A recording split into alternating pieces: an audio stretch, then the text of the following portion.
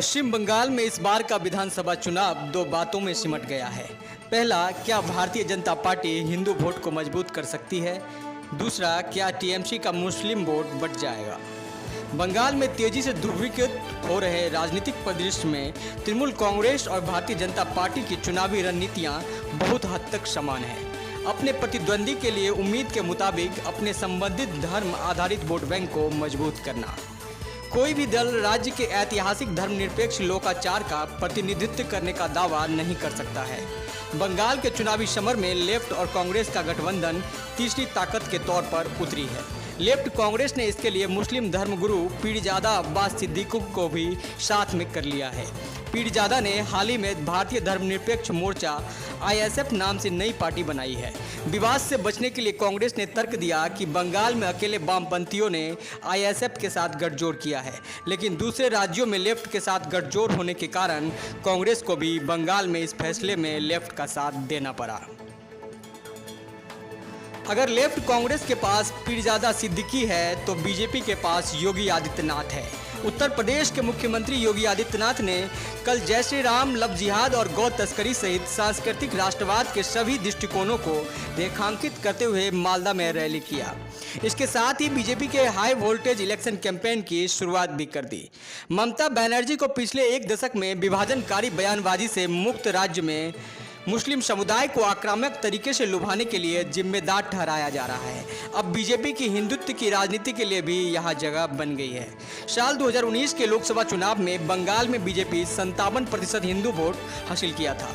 कुल मिलाकर पार्टी को 40% जीत मिली थी। अब भगवा पार्टी को बंगाल में 3 तलाक कानून से लाभ पाने की उम्मीद है। साथ ही जम्मू कश्मीर से आर्टिकल 370 हटाने, राम जन्मभूमि मंदिर की नींव रखने और नागरिकता संशोधन कानून बनाने को लेकर भी बीजेपी मुस्लिम तुष्टीकरण करना चाहेगी।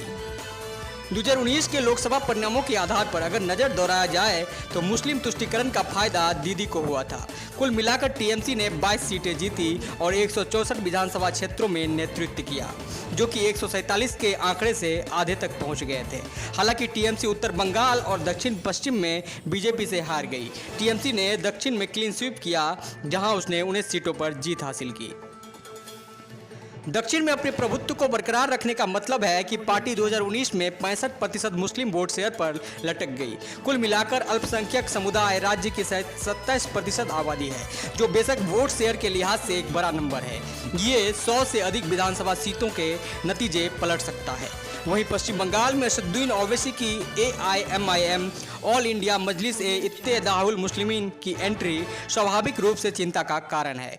ओवैसी ने बिहार से अपने 5 विधायकों को बंगाल की सीमा से लगे निर्वाचन क्षेत्रों में पर्यवेक्षक के रूप में तैनात किया है। इन क्षेत्रों में अल्पसंख्यक आबादी 25% से अधिक है। ओवैसी के काउंटर के रूप में ममता बनर्जी आरजेडी नेता तेजस्वी यादव और समाजवादी पार्टी के प्रमुख अखिलेश यादव के पास पहुंच गई हैं। आईएसएफ ने ओवैसी के खिलाफ मैदान में उम्मीदवार नहीं उतारे, लेकिन फिर भी अल्पसंख्यक वोट में 2 या 3 तरह से विभाजन करने में सक्षम है।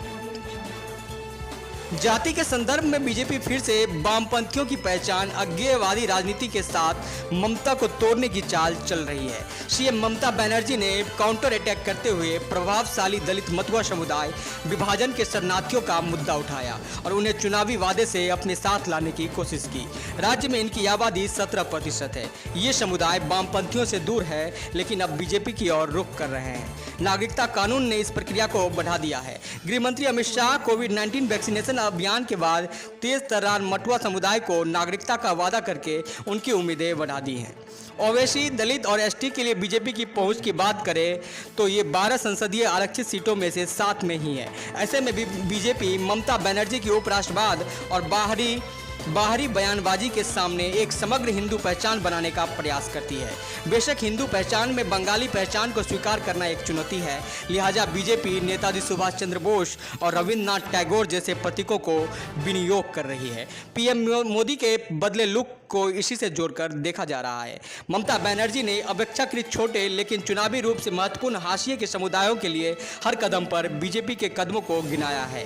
बीजेपी की तरह वह भी मटुआ और राजवंशी का चयन कर रही है। लेकिन 2019 के आम चुनाव के बाद हालात बदल गए हैं। बंगाल में टीएमसी के लिए मैदान बदल गया है और सामने खेल रहा खिलाड़ी भी। हाल ही में टीएमसी के कई दिग्गज नेता बीजेपी में शामिल हो चुके हैं, जो चुनाव में टीएमसी के लिए बड़ी बाधा बन सकते हैं। इससे पूर्व मंत्री शुभेंदु अधिकारी और लोकसभा सांसद सुनील मंडल जैसे दिग्गज शामिल है। हमें यहाँ टीएमसी के शासन काल में हुए वित्तीय घोटालों को भी नहीं भूलना चाहिए। शारदा घोटाला और नारदा स्टिंग स्कैम, कोयला घोटाला को लेकर एजेंसियों ने हाल ही में अभिषेक बैनर्जी की पत्नी से पूछताछ की थी। वहीं कई ठिकानों पर छापा भी मारा गया था। इस बीच टीएमसी को संसाधन संकट का सामना करना पड़ रहा है।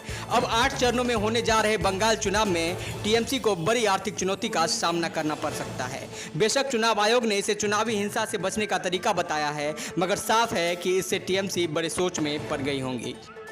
चुनाव में बहुत कुछ दीदी के खिलाफ बीजेपी के चेहरे की अनुपस्थिति एक फायदा हो सकती है, लेकिन यहाँ इसका भी जवाब है। ऐसा देखा गया है कि बीजेपी चुनाव में शायद ही सीएम चेहरे का ऐलान करती हो। मोदी के राष्ट्रीय राजनीति में आने के बाद से चुनाव उन्हीं के नाम पर लड़े जाते हैं। व्यक्तित्व के संदर्भ में बंगाल का चुनाव भी मोदी बनाम ममता होगा। बहुलवाद हुआ एवं अतीत की बात है, अब पारसवाद और सांस्कृतिक राष्ट्रवाद प्रचलन में है। यह सब ऐसे में देखना दिलचस्प होगा, क्या हिंदू हृदय सम्राट मोदी बंगाल की बेटी ममता बनर्जी को चुनावी युद्ध में मात दे पाते हैं। महानगर मीडिया न्यूज के लिए कोलकाता से आकाश राय।